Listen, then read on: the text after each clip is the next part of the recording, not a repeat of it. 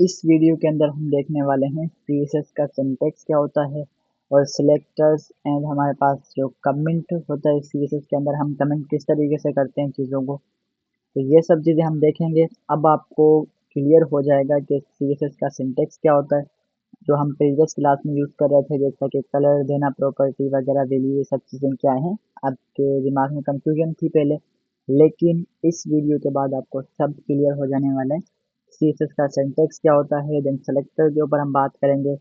जो हम सिलेक्ट करते हैं किसी भी एलिमेंट को टारगेट करते हैं तो वो हम किस तरीके से करते हैं यहाँ पर। देन हम कमेंट देखेंगे। सिंटैक्स देख लेते हैं सीएसएस का क्या होता है। CSS is written in rule, ठीक है, sets that define how element should be style. तो देखें ये एक स्टैंडर्ड होता है। अब आप ऐसे समझ लें कि कोड लिखने का ये तरीका है, ठीक है। सीएसएस का कोड इस तरीके से लिखा जाता है, ये इसका सिंटैक्स होता है। आप देखते हैं कि आपके पास एक सिलेक्टर होता है, राइट। सिलेक्टर के बाद आपके पास ये ब्रैकेट आ जाती है, करली ब्रेसेस। करली ब्रेसेस के अंदर आप अपना कोड लिख रहे होते हैं, ठीक है। जितना भी कोड होगा ना, जैसे आपने लेट से एक पैराग्राफ बनाया एचटीएमएल के अंदर, ठीक है, उस पैराग्राफ को आपने यहाँ पे सेलेक्ट कर लिया। आपको सेलेक्ट करना पड़ता है, ठीक है। सेलेक्ट करोगे तभी उसके ऊपर डायरेक्ट सीएसएस अप्लाई होगी, ठीक है। यहाँ पे आप किसी भी एलिमेंट को टारगेट करोगे, ठीक है। हम देखेंगे कि कितने तरीके होते हैं हमारे पास सेलेक्ट करने के। सेलेक्ट करने के बाद आप क्या करते हो, यहाँ पे करली ब्रैकेट लगाओगे। कर्ली ब्रेसेस लगाने के बाद इसके अंदर आपके पास क्या होगा, आप अपनी यहाँ पर प्रॉपर्टीज लिखोगे। जो भी आपको प्रॉपर्टीज चाहिए सीएसएस के अंदर, जैसे कलर हो गया, background colour, font family, font size, ये सारे प्रॉपर्टी हम देखेंगे आगे जो आएंगी क्लासेस उनके अंदर, ठीक है, राइट। प्रॉपर्टी को ही आप देते हो वैल्यू। अब देखिए प्रॉपर्टी के बाद आप लगाते हो कोलन। कोलन लगाने के बाद आप दोगे वैल्यू। जैसे मैंने यहाँ पे प्रॉपर्टी के अंदर लिखा कलर। कलर की प्रॉपर्टी मुझे अप्लाई करनी है इस सेलेक्टर के ऊपर, ठीक है। वैल्यू के अंदर आप क्या करते हो, वैल्यू के अंदर आप देते हो वैल्यू। आपके पास चेंज हो सकती है, जैसे प्रॉपर्टी तो हमारे पास कलर सेम रहेगी, वैल्यू चेंज हो सकती है। जैसे मैं कलर रेड कर सकता हूँ, ब्लू कर सकता हूँ, ग्रीन, पर्पल, ये सब चीज़ें। फिर लास्ट में जब आप इसको एंड करते हो प्रॉपर्टी को सेमी कोलन के साथ, ठीक है, सेमी कोलन लगाओगे तो आपके पास ये प्रॉपर्टी एंड हो जाएगी। अच्छा, मैं यहाँ पे दिखाता हूँ कीबोर्ड के अंदर आपको ये करली ब्रेसेस कहाँ पर होती हैं, तो आपको देखिए क्लियर हो जाए। जैसे मैंने ये ओपन किया कीबोर्ड, तो यहाँ पर देखना। अच्छा, करली ब्रेसेस यहाँ पर नहीं है तो मैं कीबोर्ड यहाँ पे सर्च कर लेता हूँ, ठीक है। बाय डिफॉल्ट कीबोर्ड यहाँ पे होता है ऑन स्क्रीन कीबोर्ड। इसमें आपको अच्छे से दिख जाएगा करली ब्रेसेस कौन सी होती है। ये देखें, ये वाली करली ब्रेसेस होती हैं, देख रहे हैं आप। ये अभी स्क्वायर वाले ब्रैकेट के ऊपर जो दिख रही है आपको, ये देखें, मैंने शिफ्ट क्लिक किया तो ये हाईलाइट हो गई। ये हमारे पास कर्ली ब्रैकेट होती हैं। एंड देन इसके अलावा कोलन एंड सेमी कोलन।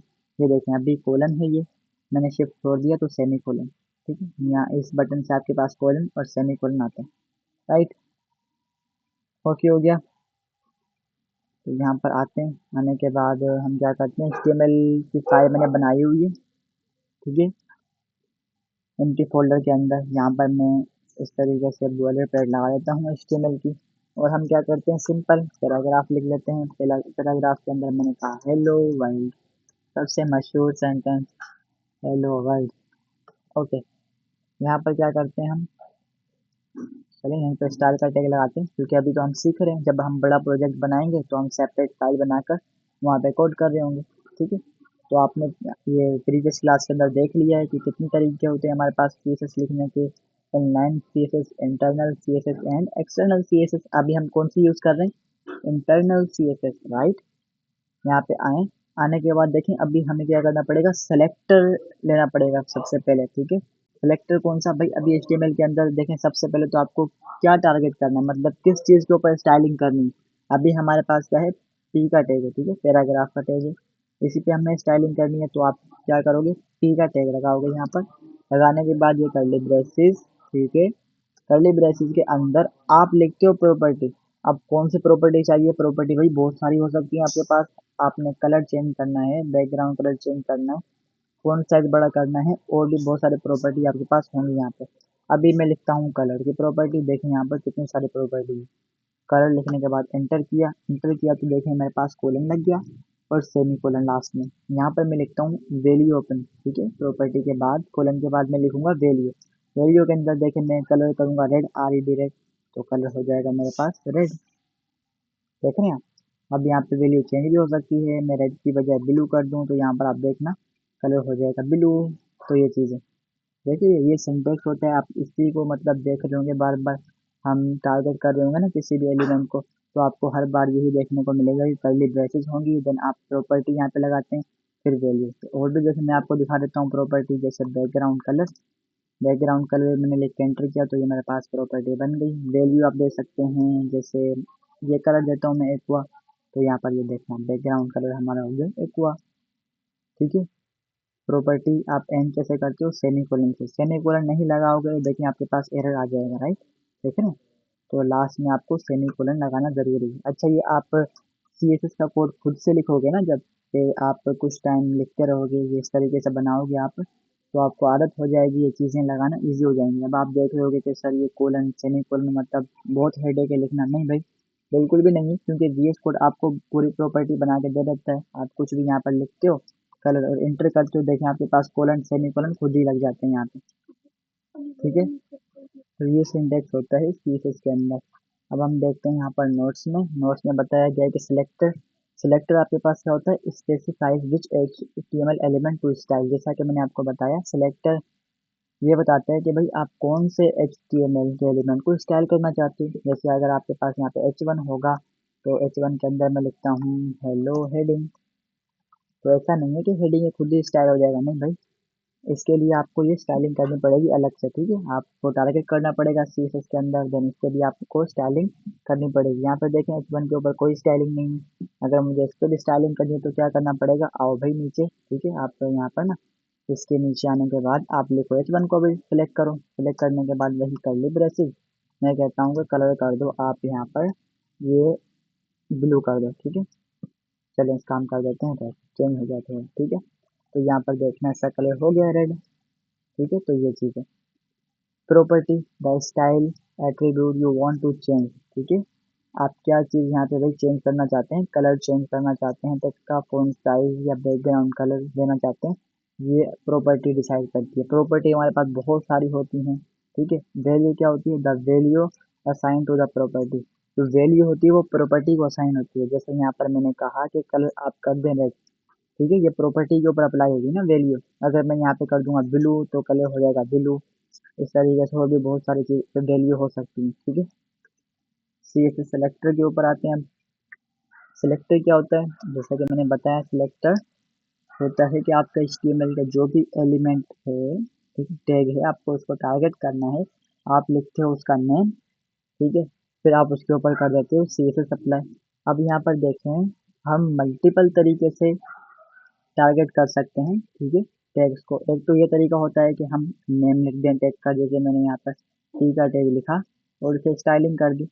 लेकिन यहाँ पे देखिए प्रॉब्लम कब आती है, जैसे यहाँ पे अगर मेरे पास मल्टीपल पी के टैग हों जैसे, ठीक है, जाहिर बात है अगर आप एक बड़े प्रोजेक्ट बना रहे हैं, कोई वेबसाइट बना रहे हैं, उसमें तो बहुत सारे सेम टैग यूज होंगे, जैसे पैराग्राफ भी मल्टीपल टैग यूज हो रहे होंगे, हेडिंग भी मल्टीपल यूज हो रही होंगी सेम, तो क्या होगा भाई, पी का टैग तो मतलब आपने सबको टारगेट कर लिया, ये इस पे भी मतलब कलर चेंज हो जाएगा, इसका भी हो जाएगा, इसका भी, सबका हो जाएगा, ये देखें। ठीक है, लेकिन अगर मैं चाहूँ कि भाई मुझे तो सिर्फ पहले वाले ही पी का कलर चेंज करना था, सबका क्यों हो गया, तो अब क्या करना पड़ेगा, कैसे टारगेट करें मुझे बताएं, सिर्फ इस पी को कैसे टारगेट करें।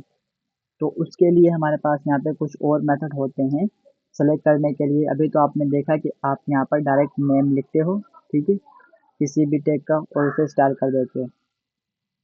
तो यहाँ पर आओ, आने के बाद नोट्स में आपको यहाँ पर बताया गया है, ये देखो नोट्स के अंदर आपको यहाँ पर टारगेट ऑल, अगर आप पी का टैग यहाँ पे लेते हो तो आपको जितने भी पी के टैग होंगे इन सबको टारगेट कर देगा, राइट।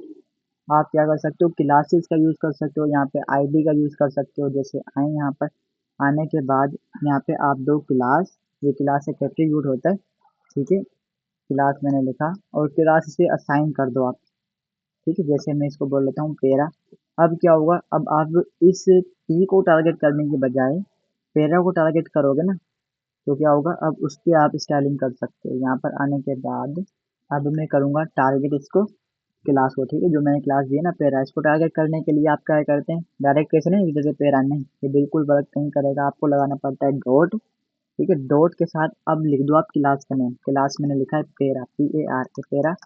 अब मैंने कहा कि आपका जो कलर है वो हो जाएगा यहाँ पर जैसे ब्राउन। तो अब यहाँ पर देखना, ये जो हमारे पास तेरा नाम की क्लास है उसका कलर हो गया है ब्राउन।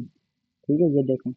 अब ये क्लास जिसके ऊपर भी होगी उसका कलर हो जाएगा ब्राउन। ठीक है, जैसे यहाँ पर मैंने ये क्लास H1 को दे दी तो H1 का भी हो जाएगा जी बिल्कुल। यहाँ पर देखें, ये देखें। ठीक है, तो ये चीज़ है। आपकी क्लास यहाँ पर मल्टीपल असाइन हो सकती है एलिमेंट्स को। अब आपने देखा कि अगर आप किसी स्पेसिफिक टैग को टारगेट करना चाहते हो तो आप क्लास का यूज़ कर सकते हो इंस्टेड ऑफ यहाँ पर आप नेम लिखें टैग का। ठीक है, और उसके बाद हमारे पास एक और तरीका होता है टारगेट करने का कि आप यहाँ पर आईडी से टारगेट कर लें। ठीक है, आईडी भी एक होता है लेकिन आईडी यहाँ पर क्या होती है, यूनिक होती है।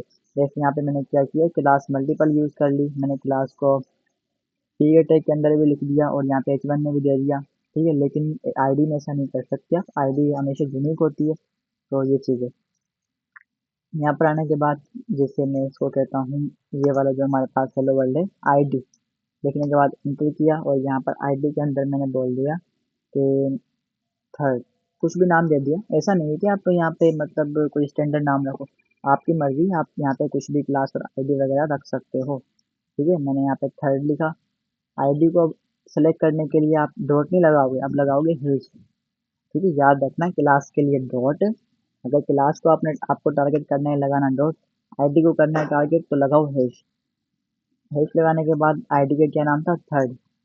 ठीक है, अब वही करली ब्रेसेस और मैंने कहा कि आप कलर कर दें भाई यहाँ पर ये ये कर दें। ठीक है, ब्लू वायलेट। अब आप देखना यहाँ पर कलर हो जाएगा चेंज। ठीक है, देख रहे हैं आप। अच्छा, ये तो बिल्कुल ही मतलब सही से नहीं दिख रहा, तो कलर हम कर देते हैं चेंज, इसका कर देते हैं जैसे वाइट। ठीक है, तो ये देखना, देख रहे हैं आप, कलर हो गया वाइट। तो ये होते हैं हमारे पास आईडी सेलेक्टर। क्लास और आईडी का यही फ़ायदा होता है कि अगर हमको किसी भी स्पेसिफिक टैग को सेलेक्ट करना है तो हम क्लास का यूज़ कर सकते हैं या आईडी का यूज़ कर सकते हैं। ठीक है, डायरेक्ट आप नेम लिख सकते हो वैसे तो। ठीक है, किसी भी टैग का, कब, अगर आपको पता है कि ये एक ही टैग मतलब मैं यूज़ करने वाला हूँ और टैग मुझे यूज़ नहीं करने। ठीक है, अब श्योर हो कि भाई मेरी वेबसाइट के अंदर एक ही H1 है और नहीं होंगे, तब आप ये कलर रेड कर सकते हो। या आप चाहते हो कि भाई जितने भी H1 हैं सबका कलर हो जाए रेड, तब आप ये टैग को यूज़ कर सकते हो। लेकिन अगर आपको कुछ स्पेसिफिक टेक का कलर चेंज करना है या कुछ भी स्टाइलिंग करनी है तब आप लगा सकते हो क्लास या आईडी। ठीक है, ये दोनों सेम ही काम करते हैं, लेकिन क्लास क्या होती है कि भाई आप मल्टीपल टेक्स को असाइन कर सकते हो। आप ये जो क्लास है इस टेक को भी दे दो और आप H1 को भी दे दो, दूसरी कोई लिंक है उसको भी दे सकते हो। लेकिन आईडी में ऐसा नहीं है, आईडी आपके पास यूनिक होनी चाहिए। आईडी जैसे हमने इसको थर्ड दी आईडी, आप ऐसा नहीं कर सकते यही आईडी इसको भी दे दो, नहीं, ये फिर गलत हो जाएगा। ठीक है, फिर आप स्टैंडर्ड के खिलाफ जा रहे हो, ऐसा बिल्कुल भी नहीं करो। आईडी हमेशा यूनिक होती है, राइट। ये चीज़ है। ये हमारे पास होते हैं कुछ सेलेक्टर्स, क्लास सेलेक्टर होता है, आईडी सेलेक्टर, और हाँ यूनिवर्सल सेलेक्टर भी होता है हमारे पास। यूनिवर्सल सेलेक्टर क्या करता है, जितने भी हमारे पास टैग हैं HTML के अंदर, जितने भी हैं सबको सिलेक्ट कर देता है एक ही बार में। यहाँ पर आने के बाद अब देखना, नीचे आया ना, मैंने लगाया स्टार। स्टार मतलब जो आपके पास मल्टीप्लिकेशन का साइन होता है ना 8 के ऊपर, राइट, वो लगाने के बाद मैंने कर ली ब्रेसेस। मैंने कहा कि कलर कर दो आप वाइट। अब जितने भी एलिमेंट हैं सबका कलर वाइट हो चुका होगा, क्यों, क्योंकि भाई यूनिवर्सल जो सिलेक्टर होता है सबको टारगेट कर देता है।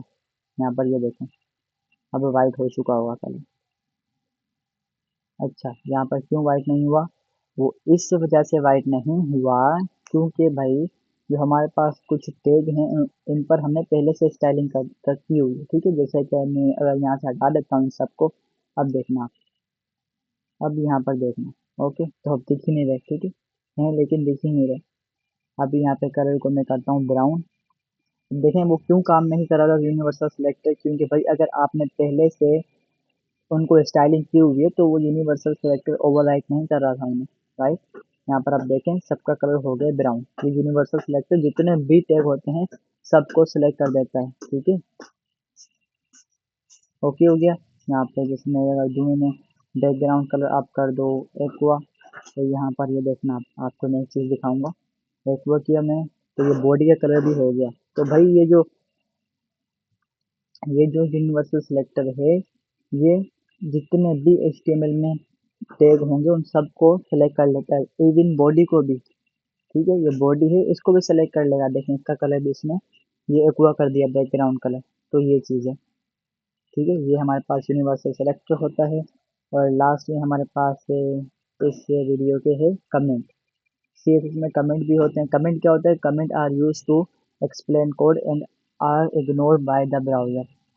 HTML में भी जैसे आपने कमेंट देखा, कमेंट क्या होता है कि कोड आपके पास एक्सप्लेन करने के लिए रहता है, लेकिन ब्राउजर उसे इग्नोर कर देता है। ठीक है, ब्राउज़र उसे इग्नोर कर देता है, आपको वो बिल्कुल भी नहीं दिखता ब्राउज़र में, और उसका आउटपुट बिल्कुल भी नज़र नहीं आता। जैसे यहाँ पे अगर मैं इस यूनिवर्सल सेलेक्टर को कमेंट करना चाहूँ, कैसे करूँगा?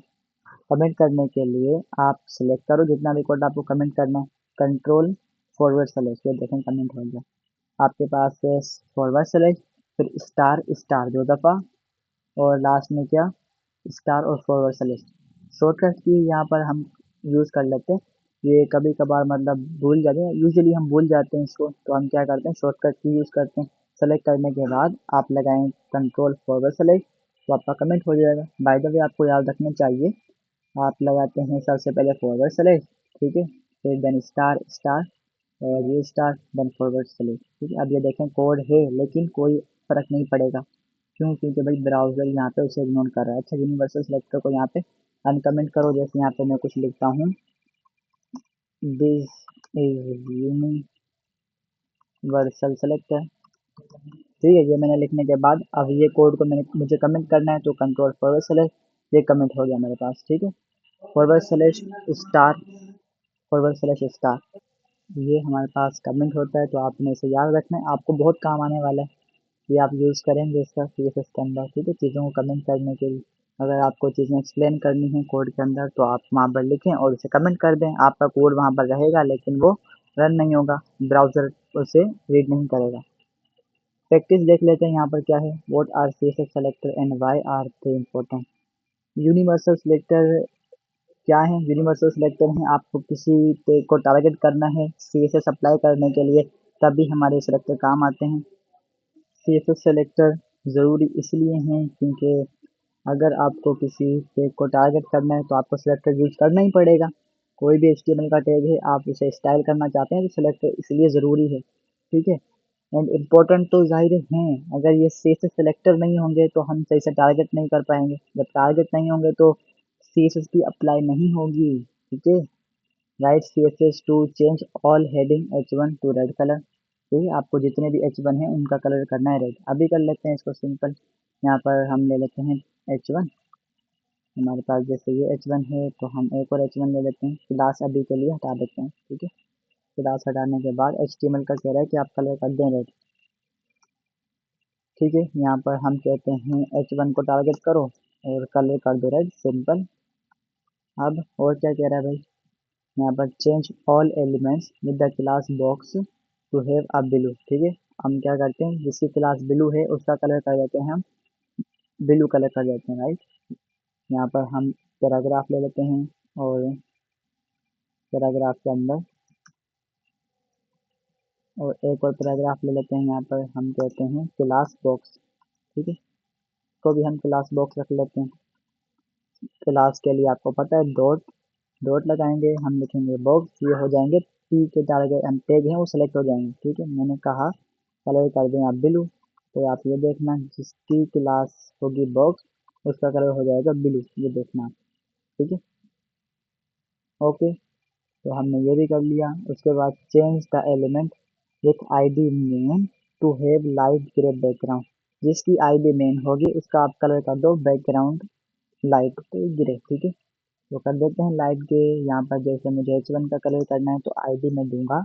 ID देने के बाद मैंने कहा मेन, अब ID को सेलेक्ट करो, स्पेस लगाकर नेम लिखोगे। ठीक है, आपने ये सेम लिखना है, अगर ये इससे मैच नहीं करेगा ID से, क्लास से, तो भी सिलेक्ट नहीं होगा सही से, राइट। नेम लिखने के बाद मैंने कहा बैकग्राउंड कलर आप कर दो लाइट ग्रे। ठीक है, लाइट ग्रे, तो आप ये देखना H1 का बैकग्राउंड हो जाएगा लाइट ग्रे।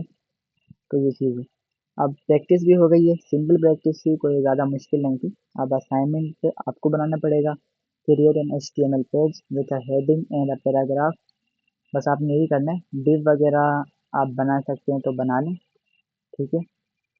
जैसे बाय द वे डिव मैंने बताया HTML के अंदर, अगर आपने अच्छे से सीखी है डिव वगैरह आपको पता होगा। डिव क्या होता है, कंटेनर होता है हमारे पास। Style then using element selector, ठीक है। एलिमेंट सेलेक्टर कौन सा, एलिमेंट का नेम लिखकर जो आप लिखते हैं ना, जैसे H1 हो गया, PAING, ये टैग के नाम हम लिख रहे हैं, वो क्या होता है, एलिमेंट सेलेक्टर, उसका नेम होता है एलिमेंट सेलेक्टर। क्लास सेलेक्टर जो हम क्लास देते हैं, ID सेलेक्टर जब हम ID देते हैं। आपने सेलेक्ट करना है, ठीक है। और add at least 2 CSS comment explain your code.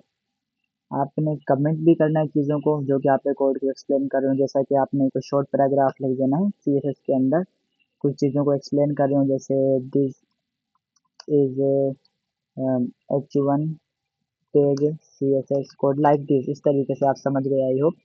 आपने कमेंट कर देना, ठीक है। तो ये आपने करना है। आपने हेडिंग, पैराग्राफ और डिव बनाना है। एलिमेंट सेलेक्टर से आप कर लें हेडिंग को टारगेट, क्लास सेलेक्टर से आप कर लें पैराग्राफ को, डिव को आप टारगेट कर लें ID से, ठीक है। तो ये चीज़ है। असाइनमेंट आपने लाजमी बनाना है, ये असाइनमेंट आपके लिए ही। आप जितने असाइनमेंट बनाएंगे, प्रैक्टिस करेंगे, आप उतने ही प्रो होते जाएंगे CSS में, राइट। तो मिलते हैं अब नेक्स्ट वीडियो के अंदर।